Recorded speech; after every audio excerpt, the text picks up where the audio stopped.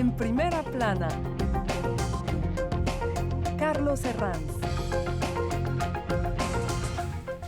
Bienvenidos en Primera Plana, un programa de Radio Francia Internacional y de France 24. Esta semana, y aprovechando la fecha del 8 de marzo, del Día Internacional de la Mujer, vamos a hablar del combate del feminicidio, tanto en Francia como en América Latina. Para ello me acompañan en este estudio tres invitadas. Florencia Ángeles, corresponsal de la W Radio de Colombia aquí en Francia. Bienvenida, Florencia. Gracias, Carlos, por la invitación.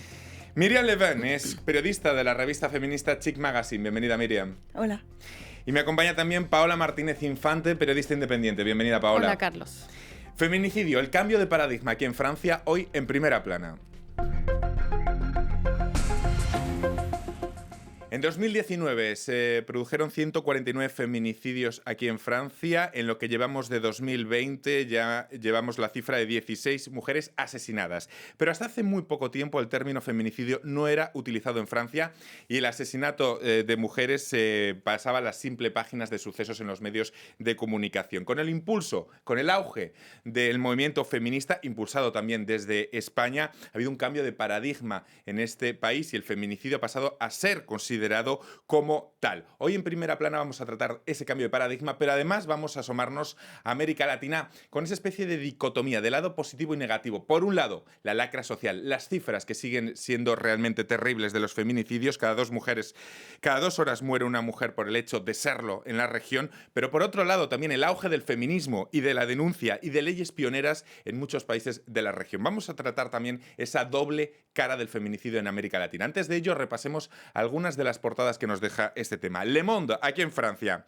Feminicidios, una urgencia nacional, y califica de fallidos los dispositivos de protección implementados hasta ahora en Francia. Liberación ha llevado este asunto en varias de sus portadas. Esta es la que publicaron cuando el año pasado se superaron los 100 feminicidios en Francia a la altura del mes de septiembre. También el diario Ouest France con este titular: escuchar a las víctimas para mejorar los dispositivos implementados hasta ahora. Bueno, Florencia, para que nuestros telespectadores y oyentes nos entiendan, ¿cuál es la dimensión, cuál es la magnitud de la lacra del feminicidio hoy por hoy en Francia? Bueno, pues es importante, Carlos. Yo realmente este tema lo vengo siguiendo hace unos meses y resulta que Francia desde hace 5 años está ocupando el lugar de los primeros países europeos que tienen más feminicidios, justamente. Recordábamos que 149, 150, depende de las cifras, fueron el año pasado, pero esto demuestra un aumento de 18% respecto al año anterior, a 2018. Y lo que también me llama mucho la atención es que vemos en estas portadas, en el discurso, qué bueno que se habla de feminicidios, pero también la gran faltante de Francia que en el Código Penal no existe, no está tipificado realmente como feminicidio. Miriam, ¿por qué, a diferencia de otros países como España o muchos de la región de América Latina, en este país, en Francia, que se supone tan avanzado, ha tardado tanto en considerarse el feminicidio como una lacra o incluso emplear la palabra feminicidio como tal? Sí, es un combate de emplear esa palabra porque no existe en el dispositivo jurídico, pero hay una toma de conciencia en los medios porque dicen que si llamamos un feminicidio, las cosas van a cambiar un poco. Eso empezó hace como 2 años, pero es muy lento y yo creo que es un problema más general que tenemos en Francia, que somos un poco ciegos y tenemos la impresión, una buena conciencia de que todo va bien, que tenemos la igualdad porque tenemos derechos, pero de facto no los tenemos. Y la toma de conciencia es muy lenta, como lo vemos con todo lo que pasa ahora con las mujeres, y en eso tenemos que trabajar. Es algo más profundo que no queremos ver, creo. Paola, los poderes, las administraciones aquí en Francia han sido demasiado permisivas, demasiado transigentes con la violencia hacia la mujer. Sí, yo creo que tiene razón en el sentido de que había como una ceguera absoluta frente a lo que sucedía y lo que antes era considerado como un fait divers, como se dice en Francia, que formaba parte de las rúbricas policiales y ahora forma parte de un real fenómeno social y por eso como que de la noche a la mañana se despierta todo el mundo y dice, están asesinando a nuestras mujeres. mujeres. Por una parte, sí, porque no hay políticas de Estado que tengan que ver y que traten ese problema de raíz.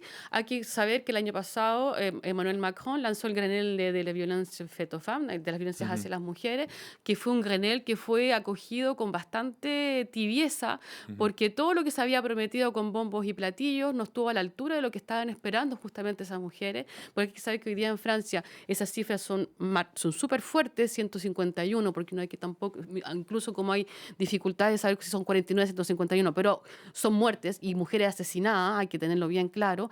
La violencia que existe en la sociedad francesa va más allá de un asesinato de una mujer. Es una violencia que es una violencia escondida, subterránea, que va en las diferencias salariales, que va en las oportunidades, que va en la atención también. Yo el verano pasado hice un reportaje sobre las violencias justamente y estuve en la Maison de la Femme a Saint-Denis y una de las responsables se quejaba justamente de ese doble estándar que tienen las autoridades, por una parte, de anunciar con grandes pompas lo que va a suceder, lo que van a hacer, y sin embargo hay una falta de recursos sideral y que no trata el problema de raíz. Vamos a hablar de la falta de recursos, porque el gobierno de Emmanuel Macron, como decía Paola, ha anunciado que este combate contra los feminicidios es una de sus prioridades y en 2020 se han impulsado nuevas medidas. Algunas de ellas, la creación de 1000 nuevas plazas para acogida de víctimas, la extensión del uso del brazalete electrónico o la introducción de fiscales y salas judiciales especializadas en este ámbito. ¿Cómo valoran estas medidas? Algunas asociaciones se quejan de que sí, son medidas, pero no tienen el presupuesto suficiente. Exactamente, y también se quejan, de que no hay dinero, pero también de la falta de preparación justamente para las primeras personas que reciban a las víctimas, quienes son los policías, ¿no? Muchas veces, y las familiares de las víctimas se quejan de que la mayoría de las víctimas ya había denunciado antes justamente los hechos de violencia, que habían depositado ya la queja frente a un comisariado, y la policía de entrada es la que no les cree o la que dice no, regrese o no les toma este valor, digamos, a la denuncia. Y yo creo que desde ahí es lo que está faltando, que se dé tanto a los policías como a los jueces, a los magistrados también, esa nueva preparación justamente para atender de mejor manera a las víctimas de violencia, porque antes del feminicidio está la violencia, ¿no? Ya lo decíamos, violencia sexual, violencia económica, y finalmente termina en esta violencia física que conlleva el homicidio. Miriam, ¿qué le parecen estas medidas impulsadas en este 2020 por el gobierno de Macron para combatir los feminicidios? El problema de este gobierno, me parece, es que hablan mucho, hay muchas palabras y muchas promesas que no están seguidas de efecto. Es lo que reprochamos a Marlene Schiappa, que es una feminista convencida. Hablamos de la secretaria de Estado de Igualdad. Sí, pero que no tiene presupuesto, no tiene los medios para actuar, y ese problema es que Macron, cuando hizo su campaña para ser elegido, dijo que la lucha contra las violencias de género iba a ser la causa principal de su mandato. Sí, y no están haciendo nada. Y entonces hay muchas promesas, es más una cuestión de imagen. Como siempre en Francia hablamos del tema, nos damos cuenta que hay un problema, que hay algo que hacer, pero no lo hacemos. Tenemos que ir mucho más allá y tomar medidas concretas que por ahora no están... Hemos visto incrementarse esa unión de movimientos feministas en toda la región de América Latina. ¿Esta unión ha configurado un cambio determinante? ¿Vamos a hablar del 8M y del 9M más latino de la historia? Yo pienso que sí, y de hecho no solo de ahora, hay que saber que, por ejemplo, ya existía un mayo en el 2018, el Mayo Feminista en Chile, que abrió justamente todo un movimiento bastante revolucionario para un país que es profundamente patriarcal y machista como mi país, en la cual las mujeres se empoderaron de las calles, del espacio público, salieron a las calles a criticar las violencias sexuales, las violencias de todo orden, y a partir de ese momento se encendió la mecha, y hoy día que ha generado un movimiento universal. No hay que olvidar el movimiento de las tesis, esa famosa performance que hicieron estas feministas chilenas durante el Día de Violencias contra las Mujeres en noviembre pasado, en el contexto de crisis social chilena, donde hacen este himno que se transformó en un himno universal, en el cual hablan de un el Estado opresor es un macho violador, el violador en tu camino, acusan directamente al Estado y a las políticas patriarcales que sufre América Latina toda entera y sobre todo el mundo entero, porque no hay que olvidar que ese himno, ¿por qué se transforma en un himno universal? Porque fue cantado en Turquía, en Francia, en Nigeria, en todos lados, en Estados Unidos, en todos los países europeos, y se dieron cuenta que la causa latinoamericana no era una causa solamente de un continente que albergaba como insisto, un profundo patriarcado, sino que es una causa universal. Y es cierto que hoy día, el 8 de marzo, que llega el domingo, el 8, el 9, porque el 9 no hay que olvidar que hay una huelga feminista también que va a reunir a muchos países en América Latina, las mujeres dijeron basta ya. Y hoy día hay que decir que esa voz que se alzó y que comenzó hace 2 años con el movimiento MeToo, que hay que decirlo, Ballons ton port en Francia y el Yo también en América Latina y el Ni Una Menos y todos esos movimientos que se atacan directamente a las violencias hacia las mujeres y se dieron cuenta que la violencia no solamente eran las mujeres asesinadas, era una violencia que marca profundas desigualdades en la sociedad. Y las mujeres, que son mayoritarias en el mundo, hay que decirlo, somos más, es verdad. Entonces se dice, ¿cómo somos más y tenemos menos poder? Entonces hoy día ese poder hay que tomarlo de manera revolucionaria, porque los hombres no nos dejan tomar ese poder. En cualquier caso, lo que se da en América Latina es una contradicción o una dicotomía, porque por un lado tenemos la lacra del feminicidio que sigue teniendo cifras horribles en su país, por ejemplo, Florencia en México, pero también se han dado pasos y leyes muy pioneras y un despertar feminista. Tenemos una especie de dicotomía. Exactamente. Por ejemplo, en México sí está tipificado como delito el feminicidio, pero tenemos el año pasado 4,000 mujeres que fueron asesinadas, ¿no? Con signos de violencia muy fuertes en 2019.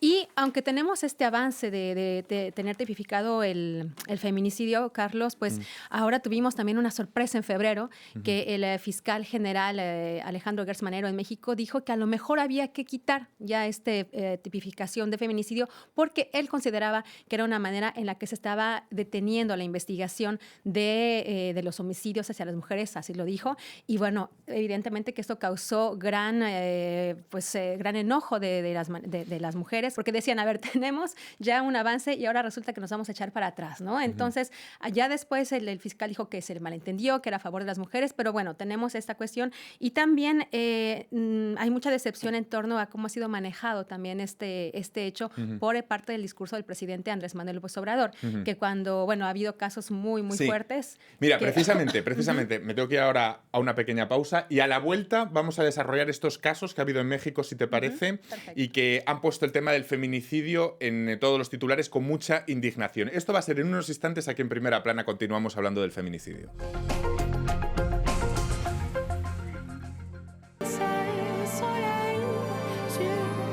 Seguimos hablando del feminicidio hoy, del cambio de paradigma que se está dando en Francia respecto a este asunto, y también miramos hacia América Latina y la realidad de esta dicotomía de la que hablamos del feminicidio, con unas cifras que son terribles, pero también con un despertar feminista y con leyes pioneras en varios países de la región. Lo hacemos con mis compañeras periodistas, corresponsal de la W Radio en Colombia, Florencia Ángeles, con Miriam Levin, periodista de la revista feminista Chic Magazine, y con la periodista independiente Paola Martínez Infante. Hay varios casos que han puesto la realidad del feminicidio en grandes titulares, por ejemplo, en su país, en México, durante los últimos tiempos. A uno de ellos vamos a dedicarle hoy nuestro personaje de la semana. Su nombre es Ingrid Escamilla y su asesinato, este feminicidio, ha provocado un escándalo en México.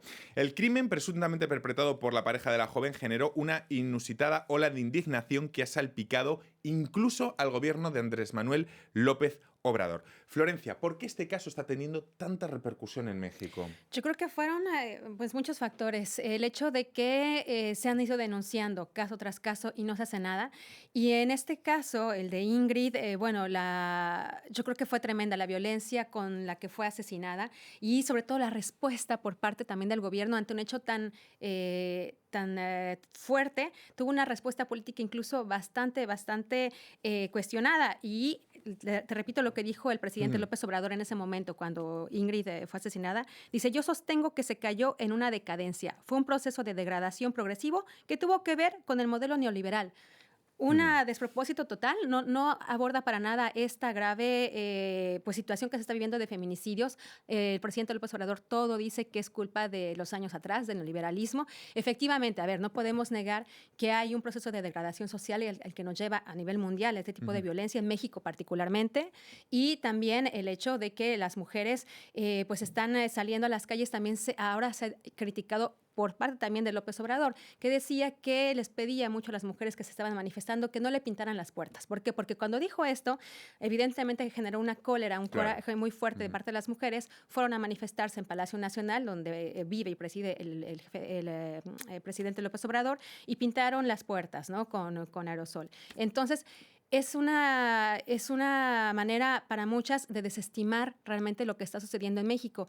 Y a mí me preocupa muchísimo en el sentido de que, a ver, hace años, en el 93, hace casi 30 años, todo el mundo hablaba de las muertas de Juárez, ¿no? Desde allí empezamos también con esos signos de violencia hacia las mujeres en México. Y lejos de terminar con esos casos, bueno, ahora ya no tenemos las mujeres muertas de Juárez, tenemos las mujeres muertas en el Estado de México, en el Distrito Federal, bueno, en la Ciudad de México ahora que se llama, y el fenómeno se ha seguido extendiendo muchísimo. También el caso de Abril, ¿por qué fue tan impactante, Carlos? Porque hubo un manejo de la prensa irresponsable. Sí, la prensa sensacionalista que llegó a publicar imágenes de la joven con titulares realmente esperpénticos. Exacto, todos titulares que a la gente le molestaron mucho, que revictimiza otra vez a Ingrid Escamilla. 25 años tenía esta chica que fue desollada por su pareja.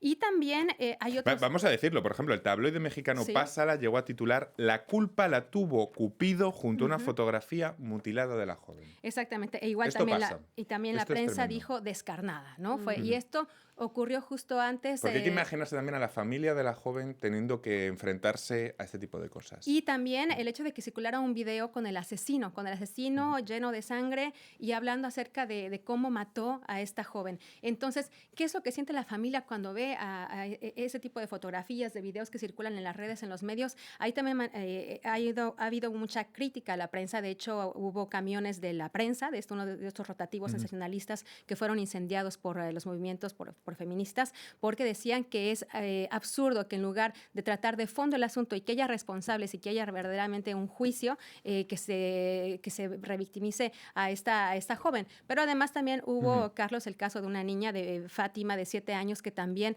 pues, fue asesinada, fue secuestrada y luego asesinada, Sí. y tenía violencia también, bueno, huellas de violencia física y de violencia sexual. Y antes de eso también otro caso que conmovió mucho a la sociedad mexicana, el caso de Abril, una mujer que también había denunciado a su ex esposo porque la había golpeado con un bat cuando dormía, y para el juez él consideraba que no quería matarla porque si lo hubiera matado lo hubiera hecho. Sí, pero a ver, hay un tema importante ahí, que hay una contradicción, que justamente lo que tú mencionabas, que en Chile pasó lo mismo. El 2 de marzo reciente, el presidente Piñera promulga la ley Gabriela, que también tiene un eco en un asesinato, un doble feminicidio de una chica de 18 años y su madre, que fue asesinada por su exnovio, su pololo, como decimos en Chile. Y Piñera, tan inteligente como es, por supuesto, lo digo de manera bastante irónica, ¿ah? Dice durante esa prolongación de la ley, no es solo la voluntad de los hombres de abusar, sino también la de las mujeres de ser abusadas. O sea, qué irresponsabilidad más grande el jefe de Estado, que hoy día tiene una popularidad, pero por el suelo, que está promulgando una ley que supuestamente va a tipificar el feminicidio de una manera mucho más amplia, que va a favorecer justamente la penalización y avanzar en ese dominio, y él... la irresponsabilidad absoluta de contradecir sus propósitos, decir, en realidad, la culpa no solamente del que asesina, del que ataca, sino de las mujeres también que se exponen. ¿Te das cuenta de la responsabilidad absoluta Se de me ha decir adelantado, eso? Paola, porque Perdón. lo teníamos en vídeo justamente Ajá. esas declaraciones. Les iba a decir que AMLO, Andrés Manuel López Obrador, no es el único presidente de la región que ha realizado declaraciones realmente esperpénticas. Y en esto yo creo que es transversal completamente a derecha e izquierda. Casi todos los mandatarios de la región es difícil encontrar a uno que no haya hecho alguna vez declaraciones sexistas. Escuchamos a Lenín Moreno de Ecuador, fíjense lo que han dicho, y a continuación a su homólogo chileno Sebastián Piñera con lo que acaba de decir Paula. Vamos a escucharles. Los hombres estamos sometidos permanentemente al peligro de que nos acusen de acoso. Y yo veo que las mujeres muchas veces denuncian los acosos, es verdad. Y está bien que lo hagan. Pero a veces veo que se ensañan con aquellas personas feas. A veces no es solamente la voluntad de los hombres de abusar, sino que también la posición de las mujeres de ser abusadas. Ya lo ven, Piñera diciendo la voluntad de las mujeres de ser abusadas y el señor Lenin Moreno diciendo que las mujeres denuncian cuando el hombre es feo. Este es el nivel. El nivel y al mismo tiempo la contradicción absoluta. Por una parte tienes una masa femenina que está en las calles pidiendo más leyes, pidiendo protección, y por otro lado tienes un presidente inepto absolutamente que te está lanzando una ley que por fin 2 años se demoraron en promulgar esa ley. Al mismo tiempo se demoran 3 meses en lanzar una ley contra las manifestaciones. O sea, ahí va la contradicción de un país que va a doble velocidad y al mismo tiempo, ¿qué pasa? La gente... Escuchar Piñera decir eso legitima justamente toda esa parte de ese patriarcado rancio, añejo que existe en América Latina, que justifica después las violencias hechas hacia las mujeres. Entonces, por una parte, insisto, tenemos 2 movimientos importantes. Un movimiento en masa de mujeres que están empoderándose en las calles, pidiendo más protección. Y por otro lado, tenemos un presidente que promulga una ley, que se lava un poco la imagen haciendo esta ley y dice esta estupidez garrafal. Vamos trazando puentes entre América Latina y también Francia. En el caso francés, Miriam, últimamente estamos viendo eso, que se libera el miedo a denunciar de mujeres que apuntan a hombres que antes circulaban por esferas de poder potentes, tanto en la esfera cultural, la esfera política, la esfera deportiva. ¿Qué ha propiciado este cambio de tener menos miedo a la denuncia? Hay que mirar a la ola del Me Too, hay que mirar al referente español que muchas veces se ha evocado aquí en Francia. ¿Hacia dónde, qué factores tendríamos que buscar? Es interesante lo que acabamos de ver, porque para mí es un símbolo del viejo mundo, de esos hombres que tienen un poco de miedo de lo que están pasando y que están ciegos, pero no ven la ola que está llegando. Y creo que en Francia pasa lo mismo. Es lo que acabamos de ver en los César, en el cine, que hay unos hombres viejos del viejo mundo que no quieren dejar pasar, pero es que todo el mundo se radicaliza. Los hombres se ponen más duros y dicen cosas así, pero las mujeres también se ponen más duras porque quieren obtener derechos y hay como 2 concepciones que se enfrentan. Pero yo soy un poco optimista y creo que hay hombres que también se van a asumir al combate y lo necesitamos. Y también es una tarea importante para nosotras y para nosotros en los años próximos que los hombres se sumen a ese movimiento. Pero tenemos que tomar conciencia. Esta mañana estaba escuchando France Inter, que es una radio nacional muy interesante, pública, y hacen un día especial de mujeres y lo llaman todas feministas. Y lo tienen que llamar todos feministas. Exacto. Hay que incluir todos. Hay que incluir, no es un combate de mujeres, es un combate de la sociedad. Pero se siente que hay un miedo y de eso hablamos. Pero creo que Me Too, hay un antes y un después. En Francia hay un cambio enorme, pero me parece que el cambio está acabando solo ahora. El Me Too llegó hace 2 años, pero la toma de conciencia en Francia es muy lenta y está empezando ahora. Pero está llegando, lo siento. Sí, cada vez hay más hombres que se suman a las manifestaciones del 8. Y no hay que separar las cosas. Y no hay que separar las No hay que cosas, separar ¿no? las cosas. Al mismo tiempo hay que considerar 2 elementos importantes. Si hablamos de feminicidio, de violencia hacia las mujeres, el silencio es súper largo. Las mujeres se demoran mucho tiempo en denunciar y sacar la voz. Y yo creo que el fenómeno Me Too, que fue hace 2 años atrás, permitió esa liberalización de la palabra, que hoy día hace unas olas increíbles y ha hecho hijos en todos lados, por una parte. Y por otro lado, es cierto lo que dices tú. Yo creo que el movimiento feminista hoy día no se puede hacer sin los hombres, porque no va más allá de lanzar políticas. La prueba está que hay políticas en todos lados. En América Latina hay 16 países que han legislado contra el feminicidio y sin embargo la lacra continúa.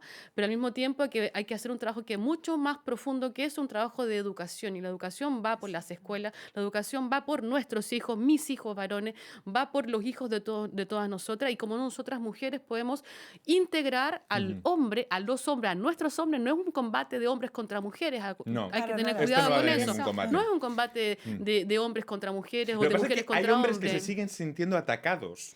Porque En tal vez su yo creo seguridad, que ¿no? ese es un trabajo también que tenemos que hacer nosotros, los periodistas, nuestros colegas en todos lados, de poder cambiar los conceptos, cambiar la manera de hablar, cambiar la manera en la cual abordamos estas temáticas, que no son temáticas aisladas, son temáticas sociales. Es cierto que AMLO decía, el presidente mexicano, del tema neoliberal, bueno, es reductor, pero es verdad que las desigualdades en América Latina y en el mundo en general, o en el que en Francia también estamos viviendo momentos difíciles sociales, también genera esa violencia, y esa violencia estamos todos incluidos, tanto hombres como mujeres. Entonces, ¿qué hay que hacer hoy día? Hay que dar políticas, es cierto, con leyes que van a cambiar las cosas, que van a tipificar ciertos delitos, pero al mismo tiempo generar movimientos, generar conciencia social, y eso parte desde los niños en las escuelas, informando, haciendo campañas de sensibilización, y yo creo que el 8 de marzo hoy día es una oportunidad mundial para lanzar un nuevo proceso en una nueva comunicación para poder hacer que este fenómeno sea un fenómeno universal. Vamos a terminar hoy en Primera Plana con todo un himno feminista. Hoy ella se ha puesto color en las pestañas, hoy le gusta su sonrisa, no se siente una extraña, hoy sueña lo... Ella es la cantante española Bebe con su tema Ella, todo un himno contra la violencia machista. Supongo que les encanta esta canción a ustedes, ¿no? A mí me encanta. Y Malo Eres también en su época, que fue un himno absoluto. Pues con ella les dejamos. Muchísimas gracias por haber acudido hoy a En Primera Plana, En Primera Plana que hemos consagrado a la lucha, al combate contra el feminicidio a partir del Día Internacional de la Mujer este 8 de marzo. Muchísimas gracias. Hoy